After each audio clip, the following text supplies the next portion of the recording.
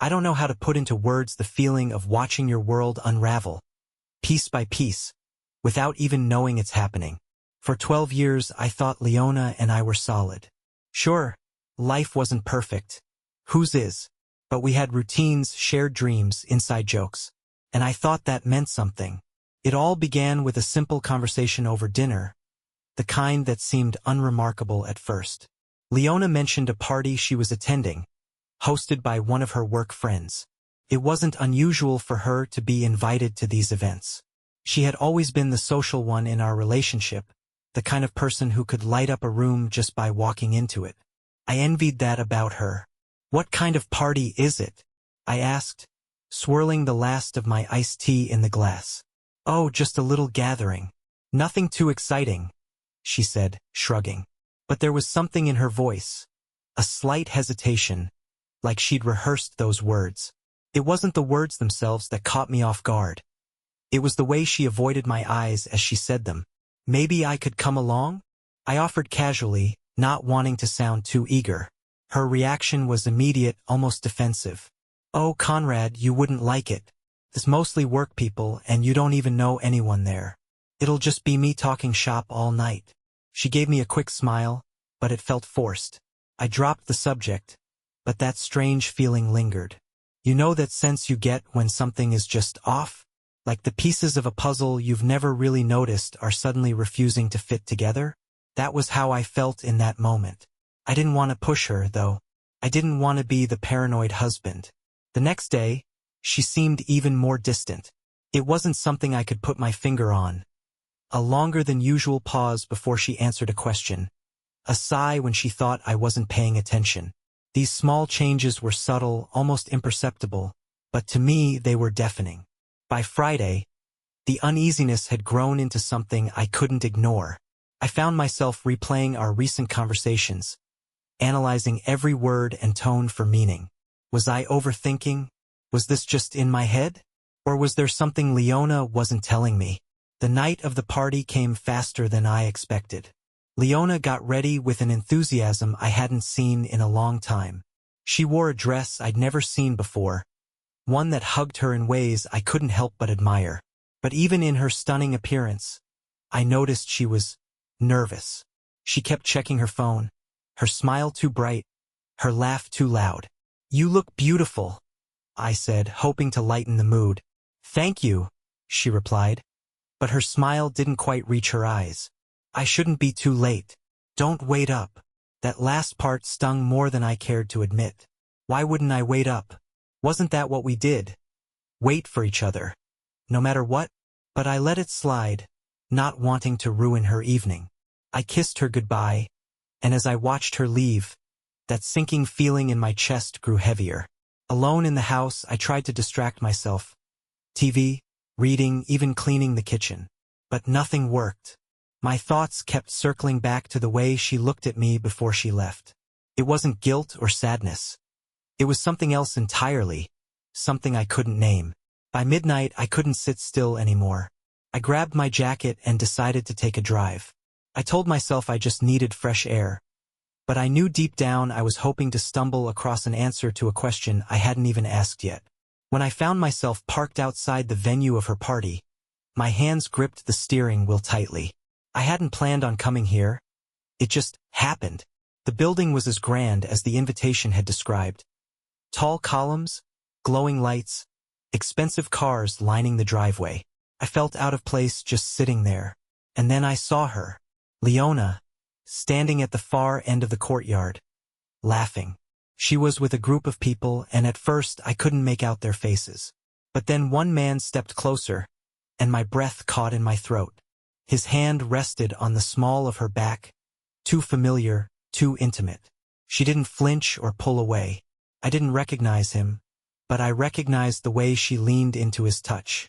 I stayed frozen in my car, my hands gripping the steering wheel so tightly I could feel the tension in my knuckles.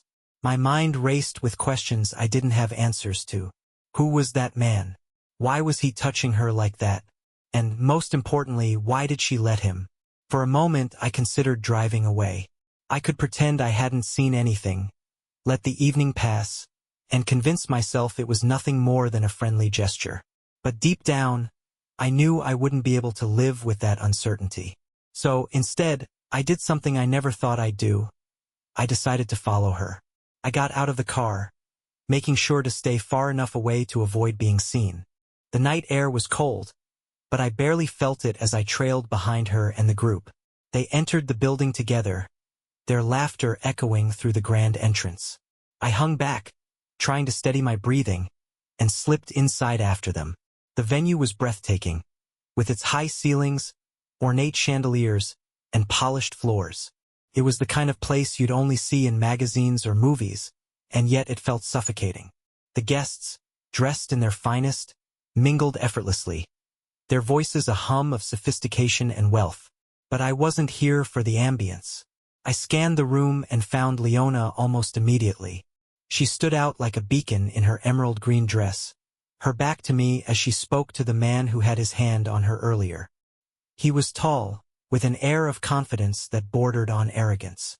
His smile was too perfect, his posture too relaxed. I couldn't hear their conversation over the buzz of the room, but I didn't need to. The way she looked at him said it all.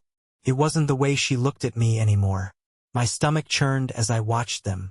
He leaned in close, whispering something in her ear that made her laugh, and I felt a pang of jealousy so sharp it left me breathless. I wanted to march over there, demand an explanation, but I knew causing a scene would only make things worse.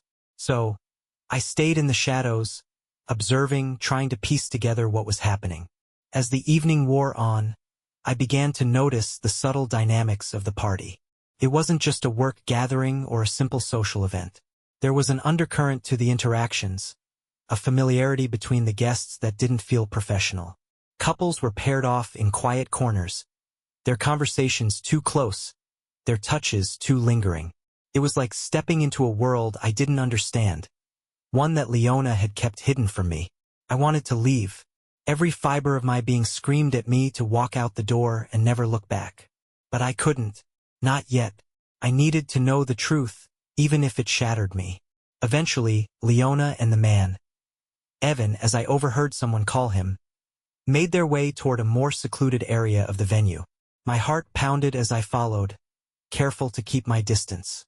They disappeared into a private lounge, the heavy wooden door closing behind them. I hesitated, unsure if I should follow. Part of me was terrified of what I might find on the other side. But the other part, the part that had been living with doubt and suspicion for months, pushed me forward. I needed to know. As I approached the door, it opened suddenly, and I stumbled back to avoid being seen. A woman walked out, her expression tight, as though she'd witnessed something she didn't agree with. She glanced at me briefly, her eyes narrowing in recognition. It was Clara, one of Leona's friends from work. We'd met a few times at dinner parties, and she always seemed pleasant enough. But tonight, there was a guardedness about her that I couldn't ignore. "Conrad," she said, her voice low and almost sympathetic. "What are you doing here?" "I could ask you the same thing," I replied, trying to sound steadier than I felt. She hesitated, glancing back toward the lounge before stepping closer. "You shouldn't be here," she said. "This isn't the place for you." "What does that mean?" I demanded, my patience wearing thin. "What's going on here, Clara? Why is my wife in there with that guy?" Her face softened, but her reluctance was clear. "Look," she said finally.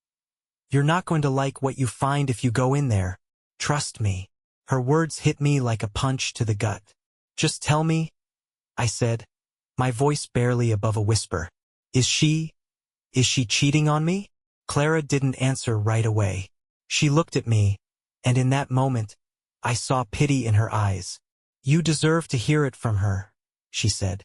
"But yes, Conrad, it's not just tonight. It's been going on for a while." I felt like the ground beneath me had disappeared.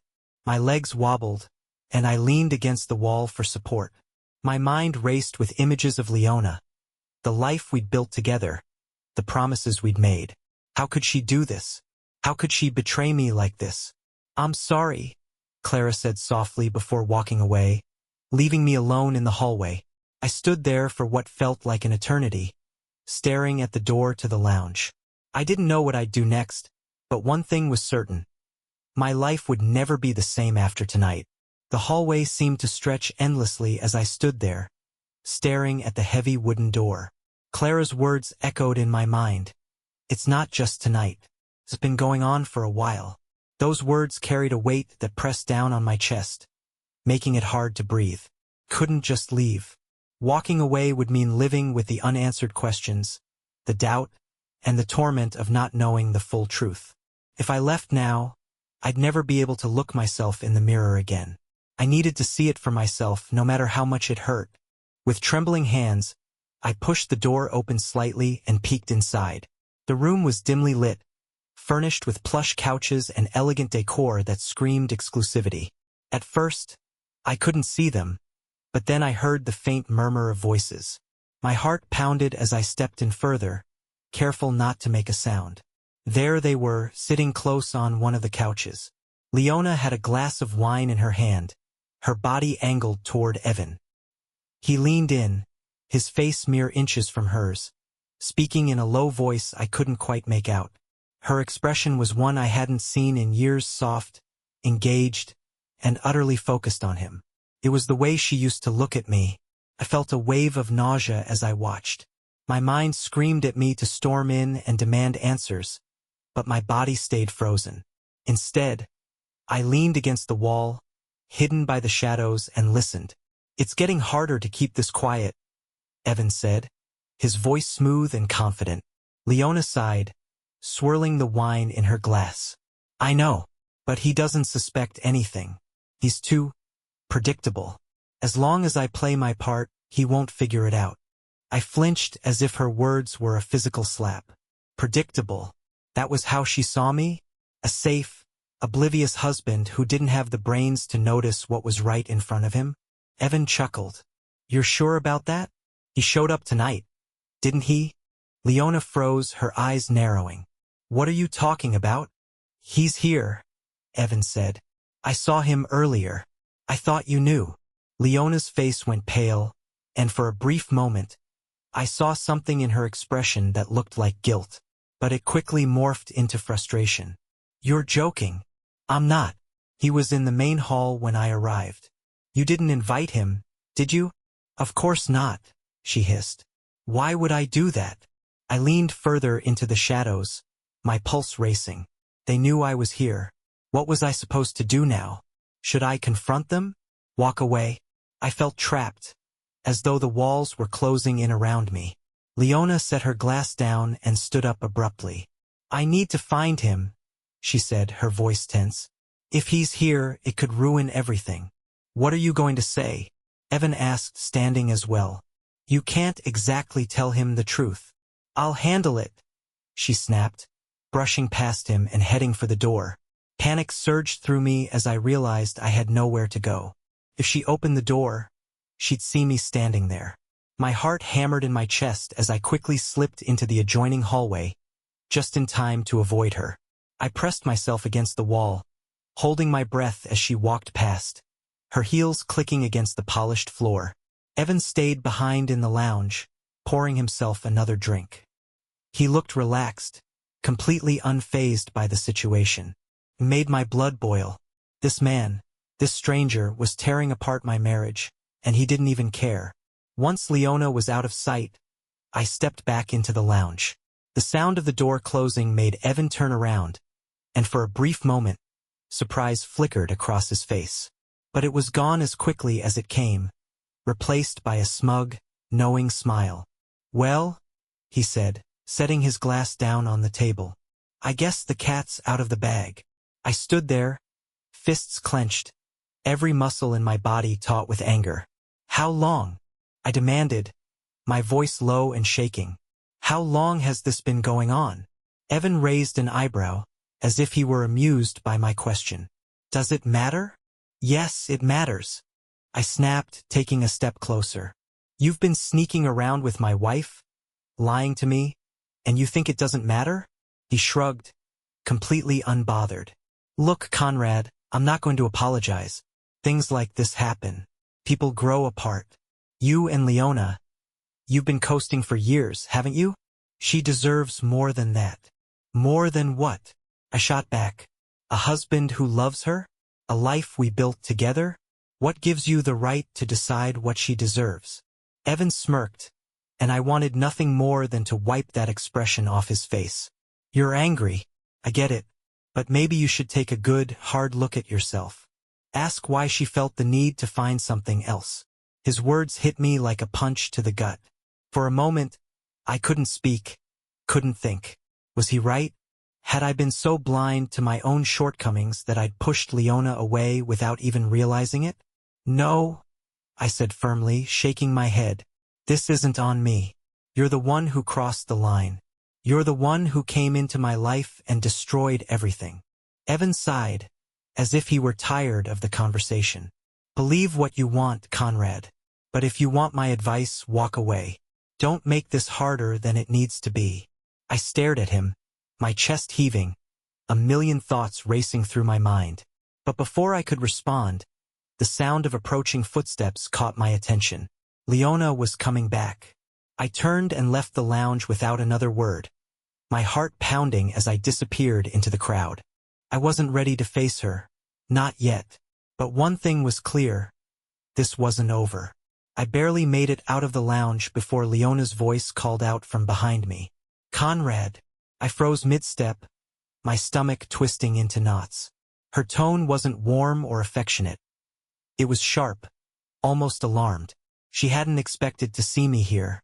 Slowly, I turned around, trying to compose myself, though my heart felt like it might burst out of my chest. She stood there, her emerald dress catching the light, her face a mix of surprise and something else I couldn't quite place. Panic, maybe. What are you doing here?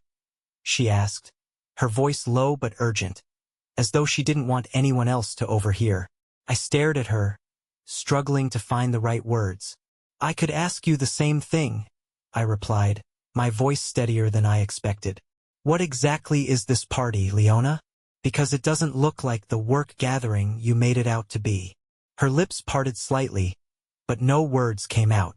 For a moment, she just stood there, blinking, as though searching for an explanation that wouldn't come.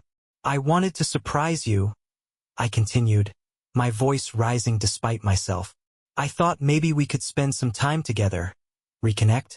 But now, I'm wondering, how much of this have you been hiding from me? Leona glanced around nervously, as if worried someone might be watching. Can we not do this here? She whispered harshly. This isn't the time or place, Conrad. Then when? I shot back, my frustration boiling over. When is the right time, Leona? Because I think I've been patient enough. I've ignored the late nights, the vague answers, the distance. But tonight, I saw you. Saw the way you looked at him. Her eyes widened, and she took a small step back. You don't understand, she said quickly. It's not what you think. I laughed bitterly. Not what I think. So you're going to tell me that the man you were sitting with, the one you've been sneaking around with, is just a friend? Don't insult me, Leona. Her jaw tightened, and for a moment, I thought she might deny it outright. But then her shoulders sagged, and she let out a shaky breath. Fine, she said, her voice barely audible. Yes, I've been seeing someone else. But it's complicated. Complicated, I repeated, my voice dripping with disbelief. What's complicated about cheating on your husband? You made vows, Leona. You promised me forever. And now you're standing here telling me it's complicated? She looked away, her expression unreadable. You don't know what it's been like, she said softly. For years, I felt invisible, like we're just going through the motions. And then I met Evan, and he... Don't... I interrupted, my voice sharp. Don't you dare try to justify this. If you were unhappy, you could have talked to me. We could have worked on it together. But instead, you chose to betray me. Her silence spoke volumes, and I felt my heart break a little more with every passing second. This was the woman I had loved, trusted, and built a life with. And now, she was standing in front of me, a stranger. Do you even care about what this is doing to me? I asked, my voice trembling. Or am I just some obstacle in the way of your complicated new life? Her gaze snapped back to mine, and for the first time, I saw something that looked like regret. "I didn't mean for it to happen like this," she said. "I didn't mean to hurt you." "But you did," I said, my voice breaking. "You didn't just hurt me, Leona. You destroyed everything we had." The weight of my words hung in the air, and for a moment, neither of us spoke. Around us, the party continued, oblivious to the storm brewing in this small corner of the grand venue. Laughter and music echoed in the distance, a cruel contrast to the devastation I felt inside. Finally, she spoke, her voice trembling. "What do you want me to say, Conrad? That I'm sorry? That I made a mistake? I can't change what happened. All I can do is tell you the truth." I shook my head, a bitter laugh escaping my lips. "The truth? Now you want to tell me the truth? After months, maybe years, of lying to me? It's too late for that, Leona." She opened her mouth to respond, but before she could, a voice interrupted us. "Is everything okay here?" I turned to see Evan standing a few feet away, his expression calm but his posture defensive. He looked at me like I was the intruder, like I was the one who didn't belong. My blood boiled at the sight of him. "This is between me and my wife," I said coldly, barely able to contain my anger. "Stay out of it." Evan raised his hands in mock surrender. "I'm just making sure Leona's all right," he said, his tone infuriatingly casual. "She's not all right," I snapped.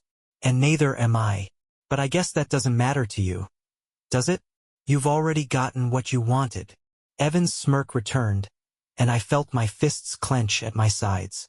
"Conrad, I don't think you understand the situation," he said smoothly. "Leona made her choice. Maybe it's time for you to accept that." I stared at him, my vision blurring with anger and disbelief.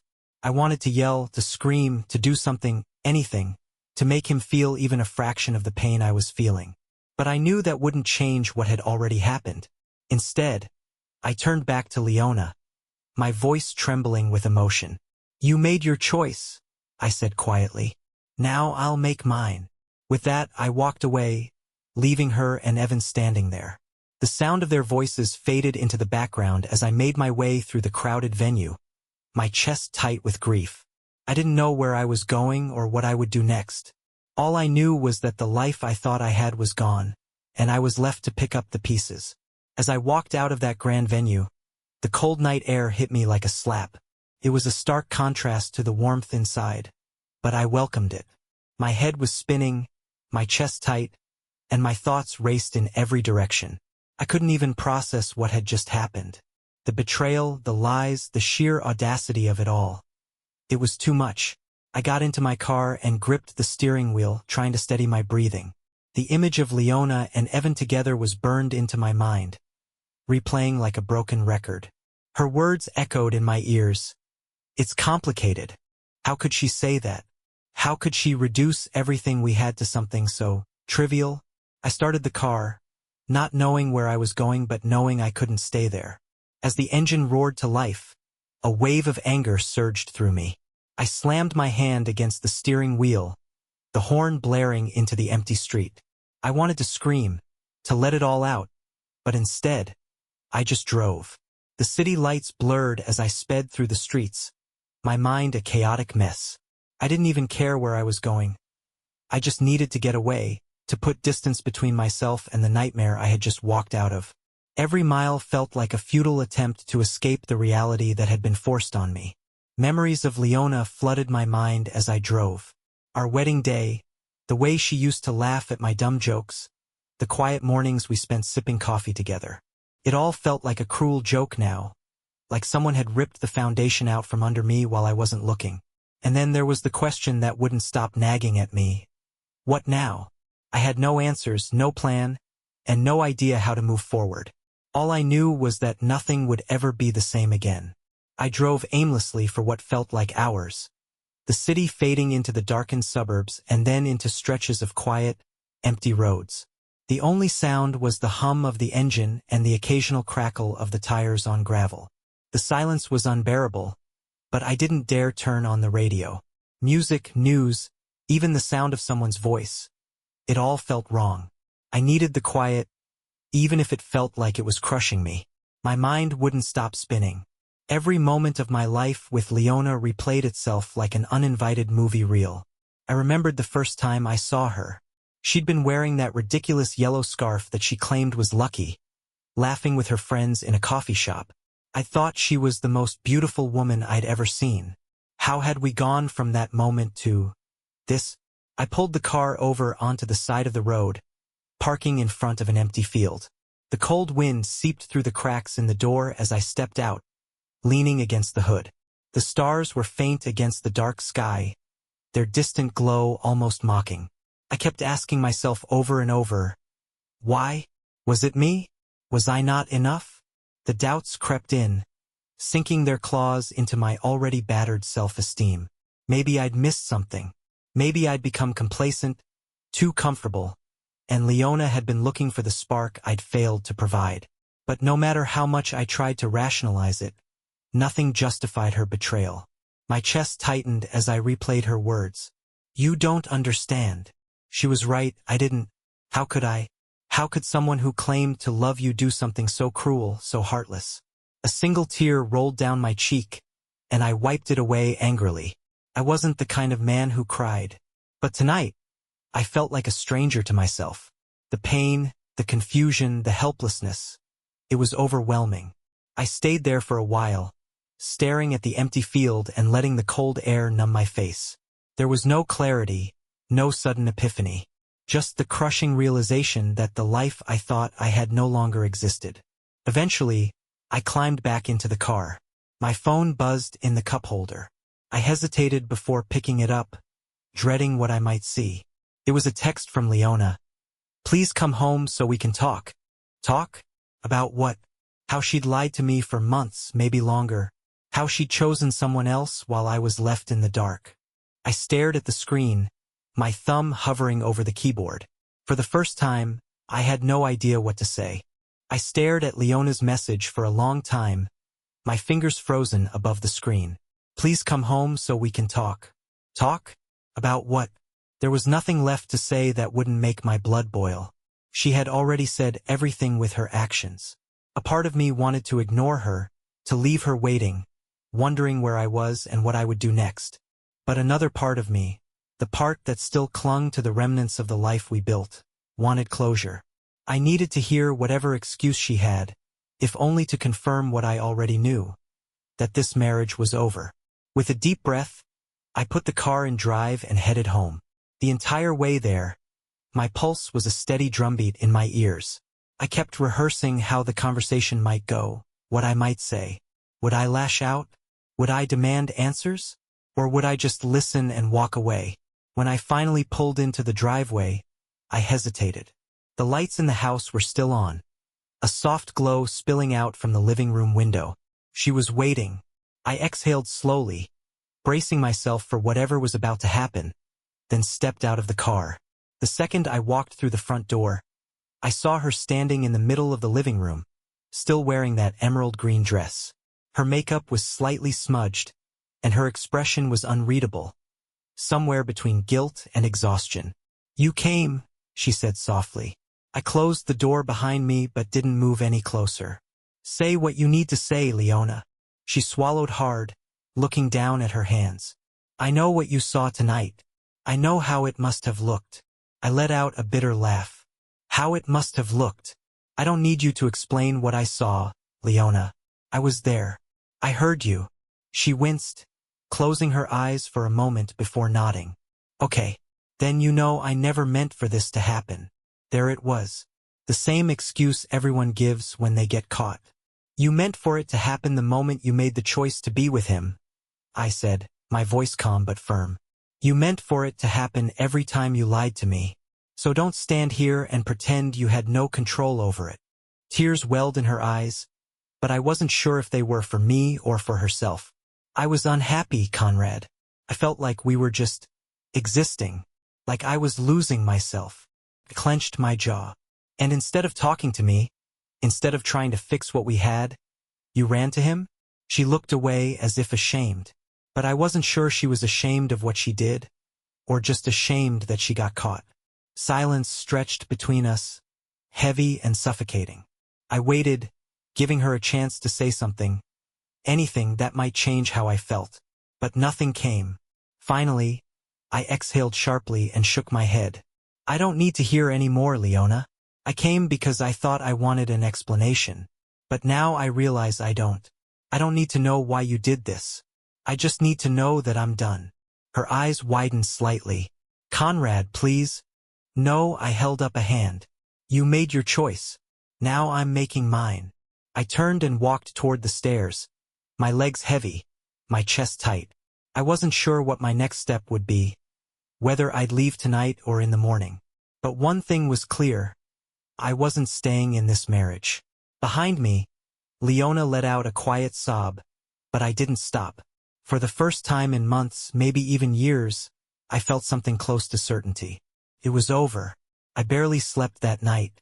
I lay in bed, staring at the ceiling, listening to the quiet sounds of the house that no longer felt like home. I thought I would feel devastated, broken beyond repair. But as the hours passed, a strange sense of clarity settled over me. By morning, I knew what I had to do. I packed a bag, not bothering to take much, just enough to get me through the next few weeks. I had no grand plan, no destination in mind. All I knew was that I couldn't stay here, in the same space where everything had fallen apart. Leona was still in the bedroom when I walked downstairs. She had cried herself to sleep on the couch, curled up in a blanket that I had once bought for her. For a brief moment, I hesitated, remembering the good times, the laughter, the love that once existed between us. But then I reminded myself of what I saw, what I heard. That love was gone. I left a single note on the kitchen counter. I deserve better. I hope you figure out what you want in life. Goodbye.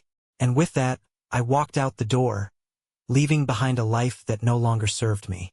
1 year later, if you had told me a year ago that I would be happier than I had ever been, I wouldn't have believed you. Back then, I thought my life had ended the moment Leona betrayed me. I thought I would never recover, never find joy again. But I was wrong. It took time, long, painful months of healing, of rediscovering who I was outside of that marriage. I traveled. I reconnected with old friends. I even picked up painting again, something I hadn't done since college. Slowly, I started rebuilding brick by brick. And then, one day, I met someone. Her name was Evelyn. She wasn't flashy or overly social like Leona. She was quiet, thoughtful, and had the warmest smile I had ever seen. We met by chance at a coffee shop, and what started as small talk turned into something real. She didn't rush me, didn't push. She just listened. For the first time in a long time, I felt seen. Now, as I sit on my balcony, looking at the sunset with Evelyn beside me, I realized something. Losing Leona wasn't the end of my life. It was the beginning of something better. I had learned that heartbreak doesn't have to define you, can shape you, teach you, and if you let it, lead you to something even greater. I smiled to myself, feeling lighter than I have in years. I made it, and I was finally free.